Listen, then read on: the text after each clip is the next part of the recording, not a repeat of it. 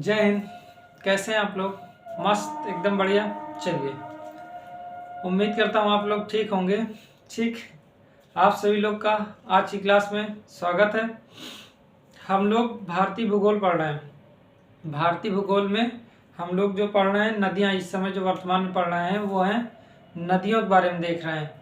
नदियों का जो कल वीडियो था, हिमालयी नदियाँ हम देख रहे थे। इससे पिछले वाला वीडियो में हम लोग सिंधु नदी देखे थे और उसकी सहायक नदियों के बारे में बात किए थे। ठीक है, और इससे पहले हिमालय देख चुके हैं, कई सारे वीडियो देख चुके हैं। ठीक है, तो उसको आप देख लीजिएगा और नदियों वाला इससे पहले वाला वीडियो आप देखिएगा। ठीक है, उसमें सिंधु नदी के बारे में बताया गया था।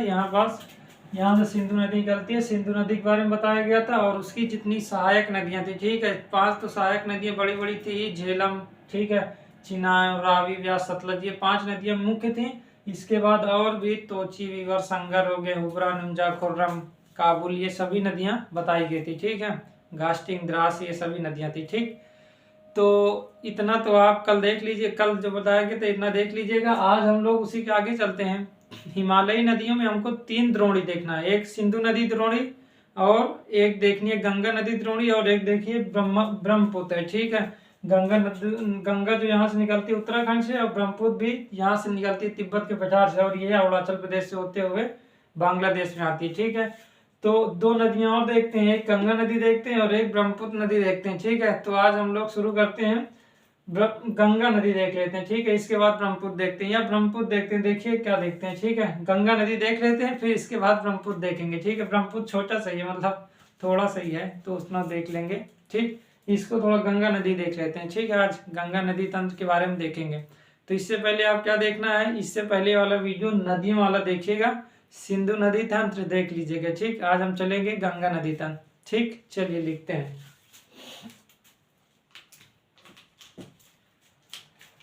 आज हम लोग क्या देखेंगे, गंगा नदी तंत्र के बारे में देखते हैं। ठीक है,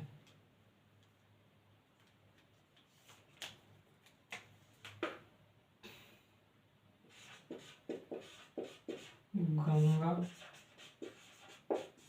नदी द्रोणी। ठीक है,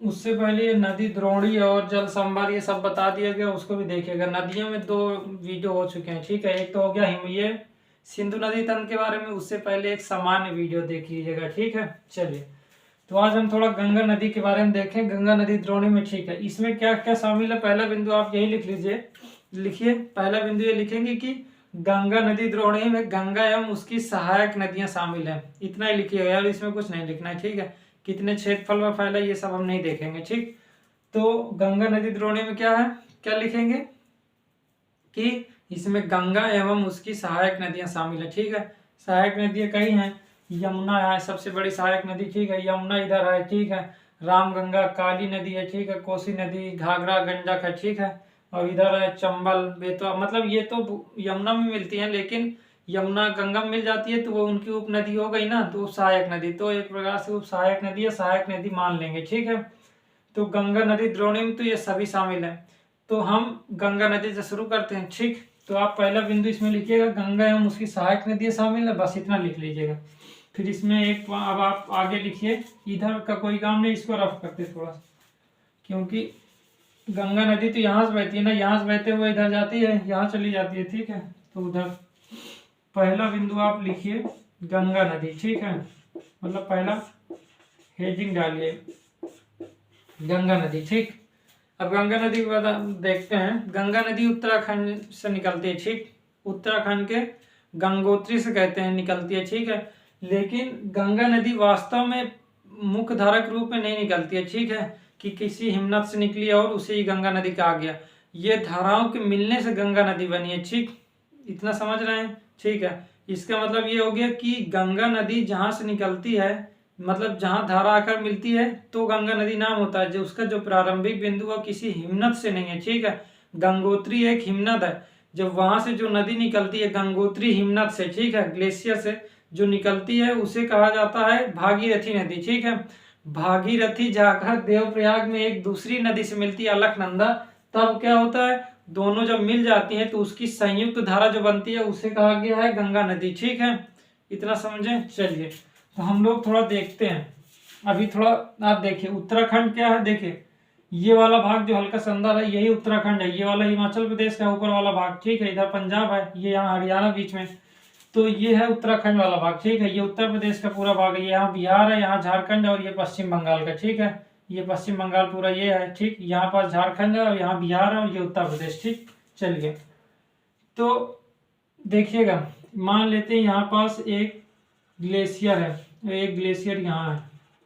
ठीक है, दो ग्लेशियर है, एक दो ग्लेशियर ध्यान दीजिएगा, ये दोनों ग्लेशियर क्या होते हैं, यहाँ आकर आपस में यहाँ पास मैदान है हरिद्वार। ठीक है, हरिद्वार के मैदान से पहले ही मिल जाते हैं और यहाँ से एक नदी बहती है जिसे कहा जाता है गंगा नदी, और ये बहते हुए यहाँ आती है। ठीक, यहाँ पहुँचती है।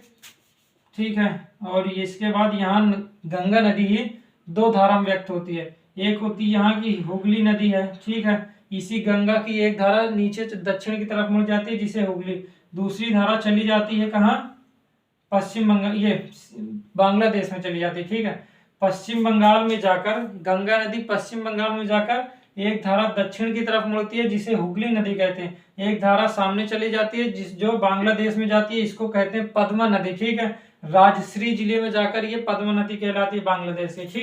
ठीक है, तो ये गंगा नदी यहाँ से निकली और कहाँ चली गई, यहाँ से होते हुए बांग्लादेश में, और उसकी एक धारा कहाँ गई, पश्चिम बंगाल में। ठीक है, और यहाँ पास बहुत बड़ा डेल्टा बनता है जो पश्चिम बंगाल के निचले वाले स्तर तक भी पूरा रहता है, ये वाला सुंदरवन डेल्टा कहलाता है। ठीक, ये बात केवल समझने की थी, अभी लिखना नहीं है। ठीक है, देखिए आप दो ये धारा देख रहे हैं ना, एक धारा है अलकनंदा और दूसरी धारा है भागीरथी। ठीक है, अलकनंदा और भागीरथी एक बिंदु पर आकर मिलते हैं जिसे देवप्रयाग कहते हैं, वहां से इस नदी का नाम गंगा होता है। गंगा फिर यहाँ से बहते हुए सीधा यहाँ चली आती है। इतना समझ में केवल समझिए, अभी लिखवा रहे हैं। ठीक है, इतना समझ में आ गया। चलिए ठीक, देखिए अब यहाँ पास जो अलकनंदा नदी है वो भी स्वतंत्र रूप से नहीं निकली है। ठीक है, वो भी धाराओं के मिलने से बनी है। ठीक, भागीरथी नदी तो यहाँ से निकली है। ठीक है, गंगोत्री है इसे कहते हैं, ये वाला जो ग्लेशियर जहाँ से भागीरथी निकली उसे गंगोत्री कहते हैं, और जो अलकनंदा है वो स्वतंत्र रूप से नहीं निकली, वो भी धाराओं के मिलने से हुई। ठीक है, धौली गंगा और विष्णु गंगा जब दो धारा मिली है तब जाकर अलकनंदा भी बनी है। ठीक है, इसका मतलब वो भी दो धारा से मिलकर बन रही है। तो अब इतना समझ लिए, बस इतना ही समझना था कि कई धाराओं के मिलने के बाद गंगा नदी बनी है। ठीक, तो अब एक एक बिंदु लिखते जाएंगे, तो इसके लिए आवश्यक है कि ये सभी धाराओं को पहले लिख लेते हैं, इसी के पहले बिंदु में इसी को लिखते हैं। ठीक है, चलिए देखिए ध्यान सुनिएगा। ठीक है, अलकनंदा पंचप्रयाग के बारे में आप लिखिए, पंचप्रयाग केवल नाम लिख लीजिए, अभी केवल पंचप्रयाग नाम लिखिए। ठीक है, पंचप्रयाग केवल नाम लिख रहा है, इसमें पंचप्रयाग में केवल नाम में लिखिए, अभी केवल नाम लिखिए, इसके बाद बता रहे हैं कहाँ क्या हो रहा है। पंचप्रयाग कौन कौन से हैं, सबसे पहले विष्णु प्रयाग। ठीक है, विष्णु प्रयाग। ठीक, एक प्रयाग है हो जाएगा नंद प्रयाग। ठीक है, नंद प्रयाग। ठीक, फिर एक प्रयाग कौन सा है, इसके बाद कर्ण प्रयाग। ठीक है, कर्ण प्रयाग। एक प्रयाग फिर से है जिसे कहते हैं रुद्र प्रयाग। ठीक है, रुद्र प्रयाग। फिर एक प्रयाग है उसे क्या कहते हैं, प्रयागराज कहते हैं, नहीं उसे कहते हैं, ठीक है, देव प्रयाग। ठीक है,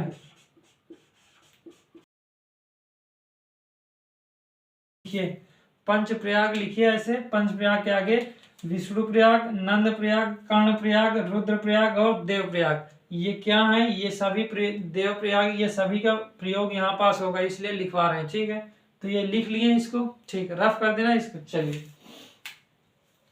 अब एक एक करके विष्णु प्रयाग, नंद प्रयाग, कर्ण प्रयाग, रुद्र प्रयाग, देव प्रयाग देखेंगे। गंगा नदी के बारे में देखेंगे, लेकिन उससे पहले इसको जानना आवश्यक है, इस कारणवश इसे बताया जा रहा है। ठीक है, नहीं तो बेवजह क्यों बताया जाएगा। ठीक, देखिए अब दूसरा पॉइंट लिखिए। दूसरा पॉइंट क्या लिखेंगे कि आप ध्यान से सुनिएगा जो सतोपत, यहाँ पास एक है सतोपत ग्लेशियर है। क्या है? सतोपत ग्लेशियर। ठीक है, आप सुनिए, आप पहले ये लिखिए, इसमें लिखिए गंगा नदी दो धाराओं के मिलने से बनती है। ठीक है, आप लिखिए गंगा नदी, पहले इसको थोड़ा लिख लेते हैं फिर बताते हैं। गंगा नदी दो धाराओं के मिलने से बनती है। ठीक है, मिलने से बनती है। ठीक है, वो दो धारा कौन कौन सी हैं? भागीरथी, एक है क्या है? भागीरथी नदी, भागीरथी नदी, और एक नदी है अलकनंदा नदी। ठीक है, अलकनंदा नदी। कोई परेशानी तो नहीं? ठीक है, गंगा नदी दो धाराओं के मिलने से बनती है, भागीरथी और अलकनंदा। जब ये दोनों मिलती हैं तब गंगा नदी है। अभी वो स्थान क्या है अभी हम लिखवाएंगे, आप परेशान मत रहिए। दो धारा कौन कौन सी हो गई? भागीरथी और अलकनंदा नदी। ठीक है, कोई दिक्कत तो नहीं? ठीक, जो भागीरथी है इस न लिखिए, इसके बाद तीसरा पॉइंट लिखिए। भागीरथी नदी जो है, लिखिए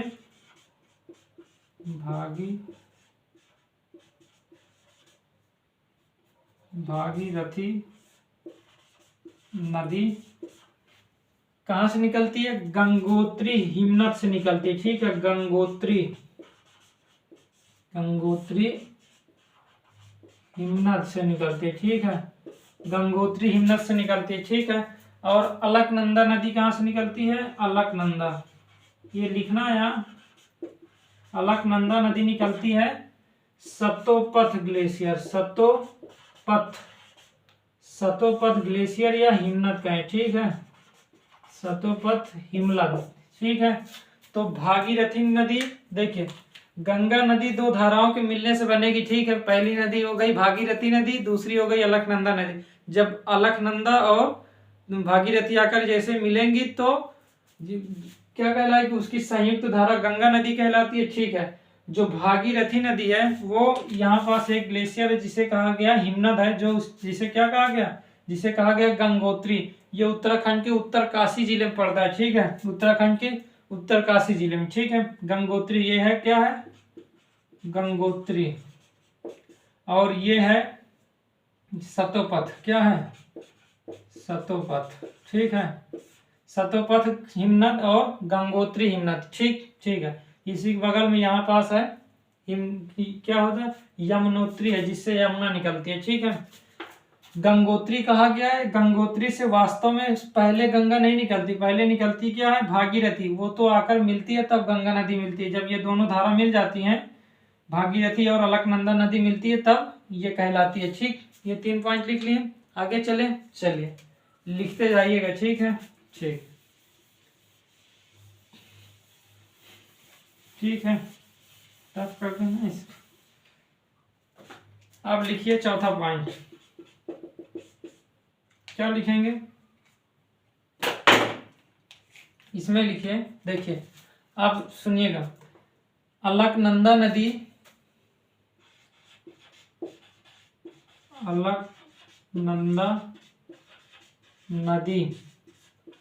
दो धाराओं के मिलने से बनती है। ठीक है, दो धाराओं के मिलने से बनती है। ठीक है, मिलने से बनती है। ठीक है, वो दो धारा कौन कौन सी है?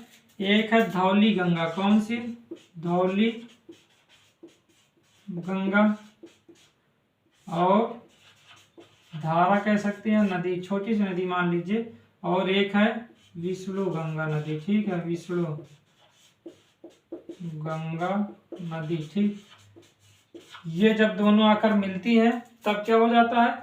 तब अलकनंदा नदी बनती है। अभी हम चित्र बना रहे हैं, ठीक है, उसको समझाने के लिए। धौली गंगा नदी और विष्णु गंगा नदी जब दोनों मिलती हैं तब क्या कहलाती हैं? अलकनंदा नदी कहलाती है। ठीक, जब अलकनंदा बनती है, ये कहाँ मिलती है? ये, ठीक है, ये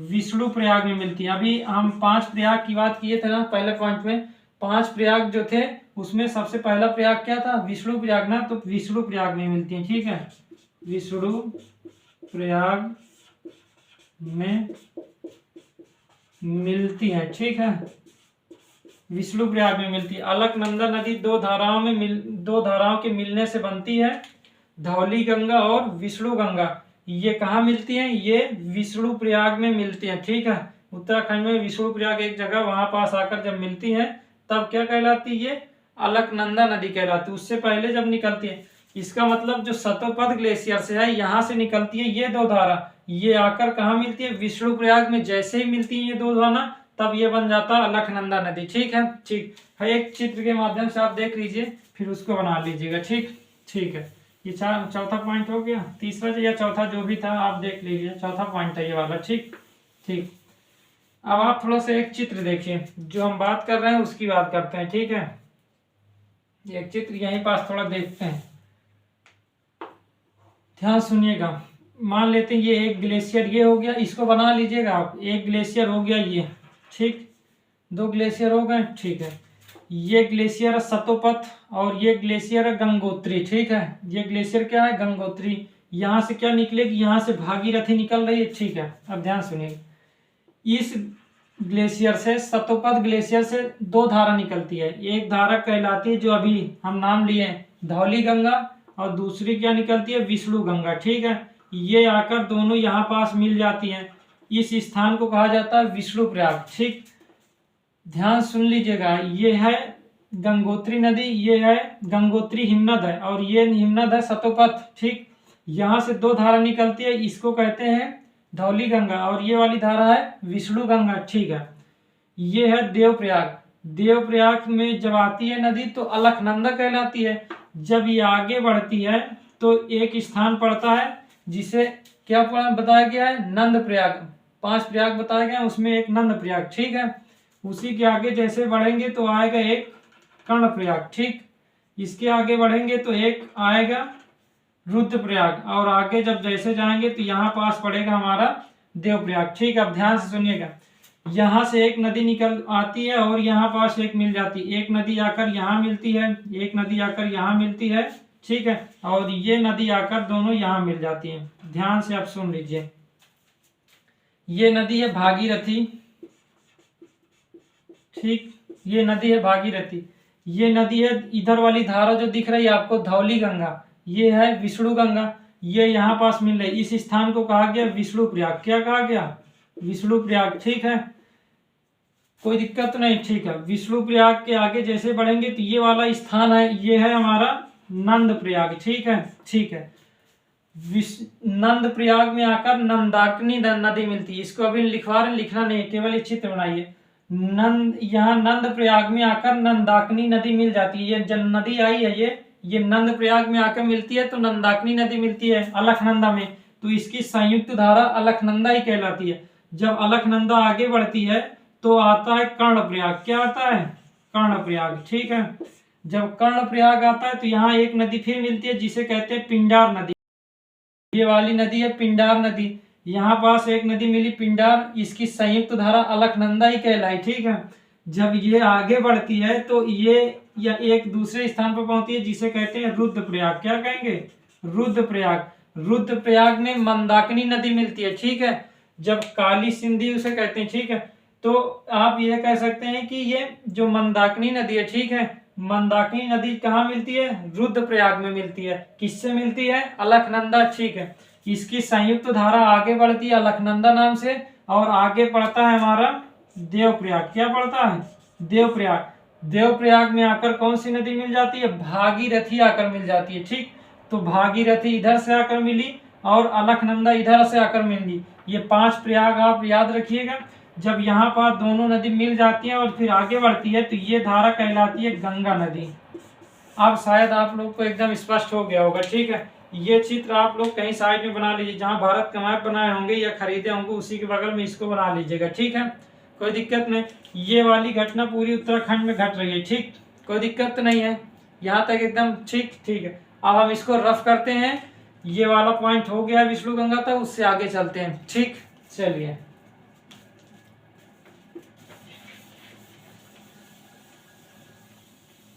ठीक है, ये चित्र जरूर याद रखिएगा। अब आप कितने पॉइंट हो गए, 4 हो गए थे, तो आप 5वां लिखिए। ठीक है, विष्णु प्रयाग में क्या मिलती है, विष्णु प्रयाग में जब धौली गंगा और विष्णु गंगा मिलती है तो अलकनंदा कहलाती है। ठीक है, आगे क्या पड़ता है, उसी के आगे पड़ता है हमारा नंद प्रयाग। नंद प्रयाग में अलकनंदा नदी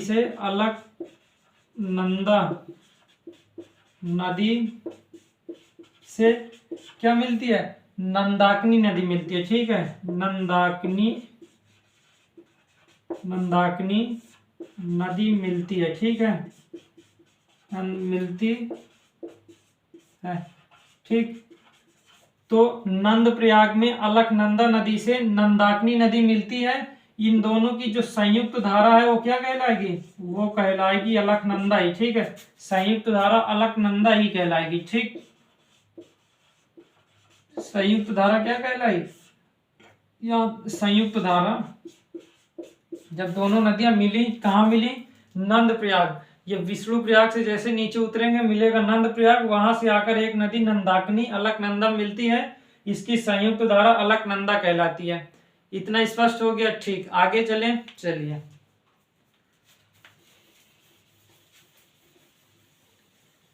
इसका एक पॉइंट आप और लिखिए, आई।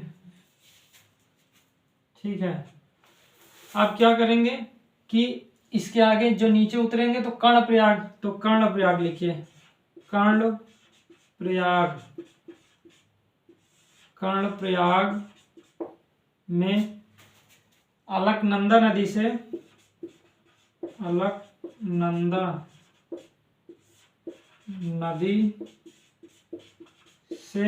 कौन सी नदी आके मिलती है, पिंजार नदी। कौन सी नदी, पिंजार नदी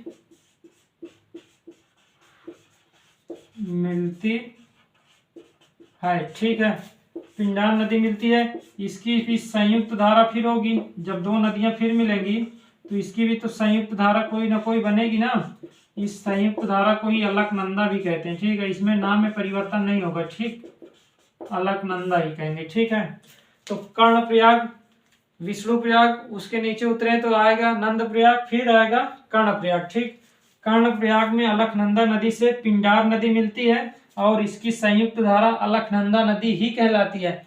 नाम में परिवर्तन नहीं हुआ। ठीक है, ऐसा नहीं कि अलकनंदा हो जाएगी पिंजार नदी तो एक अलग से है, ये छोटी नदी, वो आकर मिल जाती है। ठीक है, ये सारी घटना उत्तराखंड की घट रही है। ठीक है, ठीक, अब इसके नीचे जैसे उतरेंगे तो एक दूसरा प्रयाग पड़ेगा, उस प्रयाग को क्या कहते हैं,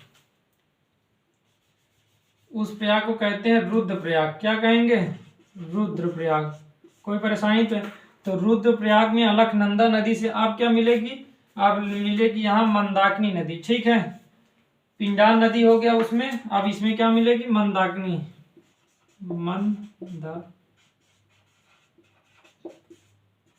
मंदाकिनी नदी मिलती है, संयुक्त धारा अलकनंदा ही कहलाएगी। कोई परेशानी तो नहीं। ठीक है, रफ करें। ठीक, ठीक है, इतना लिख लेंगे ना, इतना आप लिखिएगा। अब इसके आगे आप लिखिए एक पॉइंट, फिर आप देव प्रयाग लिखिए। यहाँ क्या लिखेंगे, देव प्रयाग। ठीक है, ये क्या है, अलग। देव प्रयाग में जैसे ही हम रुद्र प्रयाग से नीचे उतरेंगे तो आएगा देव प्रयाग। देव प्रयाग में अलकनंदा नदी से क्या मिलेगी, भागीरथी नदी मिल जाती। अब आई भागीरथी नदी। ठीक है, भागीरथी नदी मिल जाती। ठीक है, भागीरथी नदी मिलती है, संयुक्त धारा अब अलकनंदा कहलाएगी नहीं, अब कहलाएगी गंगा नदी। क्या कहलाएगी, गंगा नदी। ठीक है, स्पष्ट हो गया एकदम। ठीक, आप वही धारा बनाना है, मान लीजिए कि ये है और ये है, यहां से एक नदी निकल रही, यहां से दो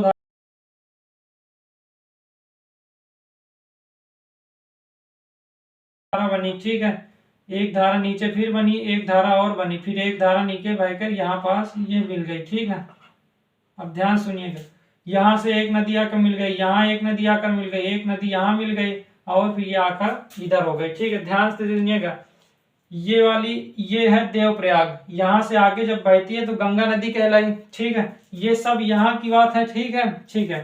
तो ये गंगा नदी कहलाई, यहाँ पास आकर मिल रही है क्या, देवप्रयाग है। ये वाला स्थान क्या है, देवप्रयाग है। देवप्रयाग में अलकनंदा नदी से इधर अलकनंदा आ रही थी और इधर से आ रही थी भागीरथी, दोनों यहाँ पास आकर मिल गई हैं, ठीक है। तो यही संयुक्त धारा गंगा नदी कहलाई, ठीक। उससे पहले क्या पड़ता है, इससे पहले रुद्रप्रयाग पड़ता है, यहाँ पास मंदाकिनी नदी है। उससे पहले क्या पड़ेगा, कर्णप्रयाग पड़ेगा, यहाँ पिंडार नदी। उससे पड़े क्या पड़ेगा, नंदप्रयाग पड़ेगा, जहाँ पास नंदाकिनी नदी। उससे पहले क्या पड़ेगा, विष्णुप्रयाग, जहाँ धौली गंगा और विष्णु गंगा आकर मिलती है। स्पष्ट हो गया, ठीक। गंगा नदी की धारा पता चल गई कैसे बनी है कैसे नहीं, ठीक है। इतने पॉइंट हो गए, 7-8 पॉइंट जो भी थे हो गए ना, ठीक। आप तो कुछ नहीं है, आप तो है कुछ भी नहीं है, ठीक है, हो गया, ठीक। अब गंगा नदी यहाँ, इसका नाम गंगा पड़ गया। अब गंगा नदी यहाँ से निकलेगी, आराम से बहते हुए चली जाएगी, कोई दिक्कत नहीं, ठीक। अब लिखिए इसकी जो, अब कौन सा पॉइंट है, शायद 9वां पॉइंट है, ठीक है। इसकी जो लंबाई है वो है 2525 किलोमीटर। गंगा नदी की जो लंबाई है, ठीक है, गंगा नदी की लंबाई 2525 किलोमीटर, ठीक है। 2525 किलोमीटर इसकी लंबाई है, ठीक है, ठीक। तो गंगा नदी की लंबाई 2525 किलोमीटर है, इसका मतलब 2525 किलोमीटर है, ठीक। चलिए, अब जब लंबाई इतनी है तो अब यहाँ ये बताइए, यहाँ से निकलेगी तो यहाँ उत्तराखंड है, ये कौन सा क्षेत्र है, ये है उत्तर प्रदेश, यहाँ है बिहार, बिहार से और इधर ही बिहार से लगा हुआ भाग जो है क्या है, झारखंड का, ठीक है, झारखंड, और उससे लगा हुआ भाग है पश्चिम बंगाल। आप ध्यान दीजिएगा, जो झारखंड है और बिहार है, झारखंड बिहार और बॉर्डर पर ही ऐसे नदी निकलती है, ठीक है। ये गंगा नदी मान लेते हैं, ये बिहार है और ये नीचे झारखंड है, ठीक है, इधर है पश्चिम बंगाल।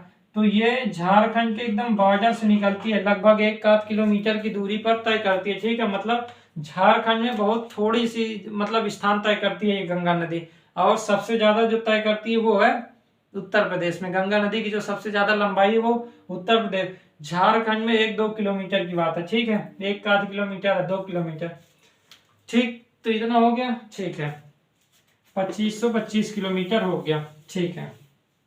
ये कितने राज्यों से है, इसकी सबसे ज्यादा लंबाई कहाँ होगी, सबसे ज्यादा लंबाई होगी उत्तर प्रदेश में, फिर सबसे कम होगी झारखंड में। अगर झारखंड को नहीं हो, अगर झारखंड नहीं दिया हो तो उसमें फिर लिखेंगे उत्तराखंड। उत्तराखंड में लगभग 110 किलोमीटर की लंबाई है गंगा नदी की, ठीक है।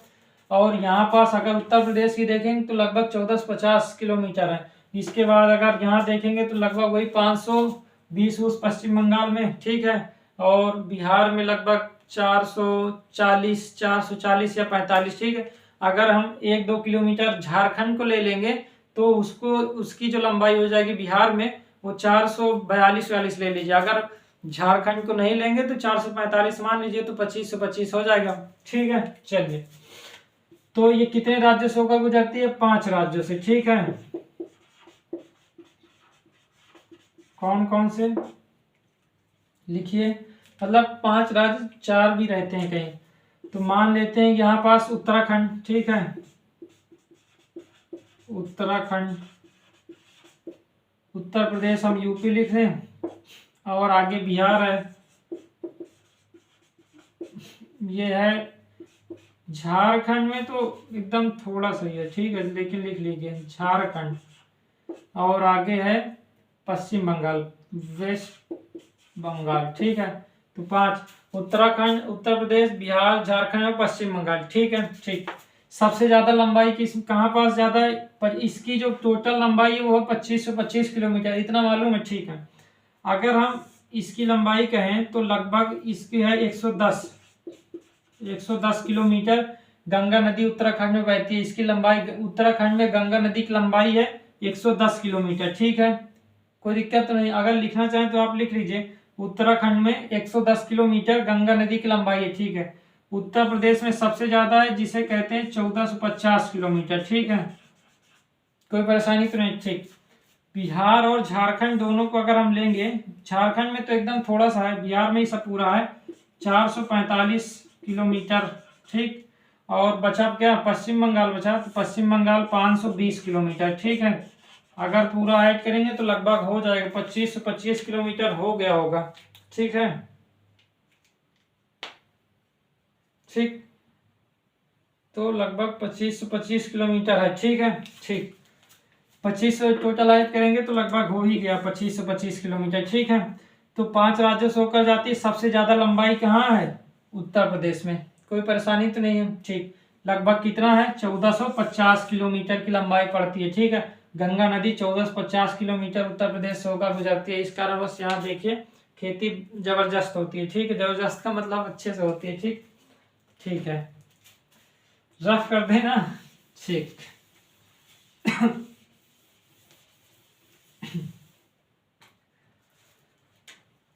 ध्यान सुनिएगा, पश्चिम बंगाल में क्या होता है, पश्चिम बंगाल में नदी जैसे प्रवेश करती है और पहुंचने के बाद ये दो धारा में विभाजित हो जाती है, ठीक है। एक धारा बनती है हुगली नदी, जो पश्चिम बंगाल के दक्षिण वाले भाग में प्रवेश करते हुए नीचे चली जाती है, ठीक है, और यहाँ पास अपना मुहाना बना लेती है, ठीक। आपको हल्दिया बंदरगाह मालूम होगा, कोलकाता बंदरगाह, ठीक है, वो यही हुगली नदी पर स्थित, यहाँ वो कोलकाता यहाँ पास पड़ता है, हल्दिया उसी के नीचे जस्ट पड़ता है, ठीक है। तो कोलकाता ऊपर है, हल्दिया नीचे, बंदरगाह, ठीक है।